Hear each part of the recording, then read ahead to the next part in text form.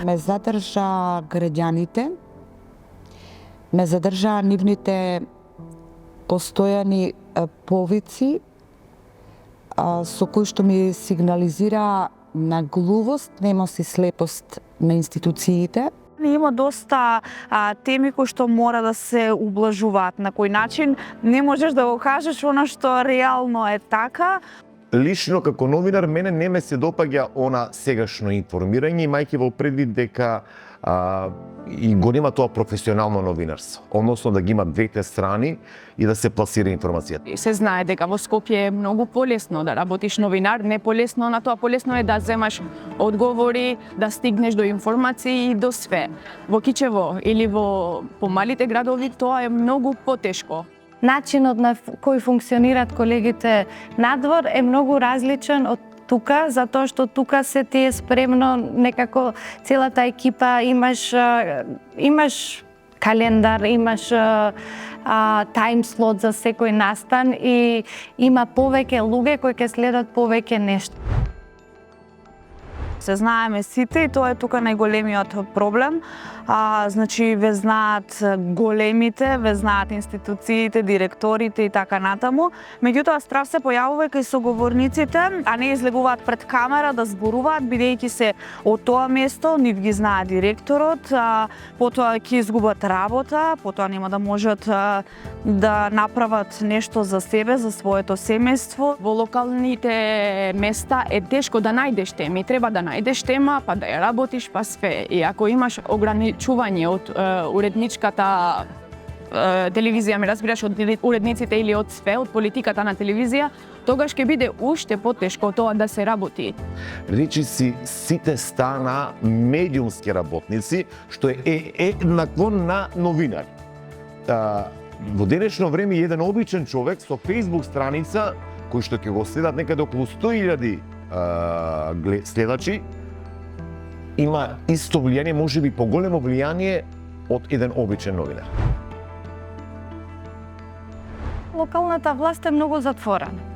И изјавите, изворите не се многу тешко е да стигнеш до нив. Најтешко соработуваат оние институции, ја веќе речем институции кои што се под Скопје, меѓутоа имаат своји канцелари подрачни овде во Штип, бидејќи кога и да побараме одговор или изјава не упатуваат во Скопје. Институциите што не одговарат на прашањата се институциите што не работат правилно. И тогаш кога е затворена вратата влезна на институциите, јас умеам, се уште мислам, а да влезам преку прозорот или да дојдам до одговорот кој што на граѓанинот едноставно му помага на патот, на остварувањето на својата цел, а јас ќе кажам професионално.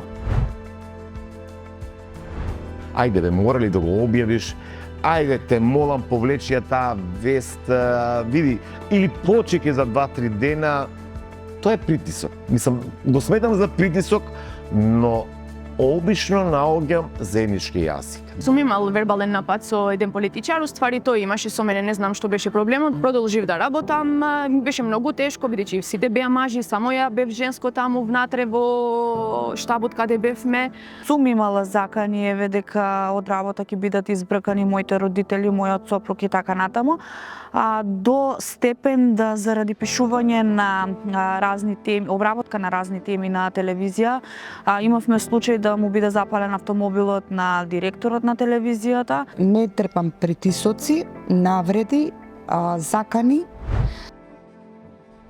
Иако се збори и се случува нешто, низ цел град се збори, се знае дека, например, има дискриминација или дека не земаат плати, локалната власт се прави како да ништо не се случило, те игнорира. Тие институции што имат внатре проблеми, знаат дека фрката е кај нив и на одговорот што ти го бараш, тие не ти го дават, бидејќи тие знаат дека се криви. И таму се знае кои се, значи се судовите, ОЈО. Ако зборуваме за истражувачко новинарство, ретко кој би се осудил на локално ниво да истражува, да копа, имајќи во предвид какви се ајкули имаме, а ти си само една мала риба кој што се обидува да ја пренесе на останатото јато на риби дека нешто не штима. Кога одредена тема или некој прилог го пишува новинарка, овде заканите на социјалните мрежи, навредите се многу поголеми за разлика кога пишува маш новинар. Не се чувствуваме ние новинарките ниту малку поневредни од мажите, се сметаме за еманципирани и за жени кои што можат да понесат товар, исто како и нашите колеги. Предизвиците се секогаш потешки за новинарките. Тоа е факт и тоа не е само локално, туку е генерално во Македонија. Пораката е да работиш новинарство е најдоброто нешто што може човек да го има, значи да бидеш новинар е најдоброто нешто.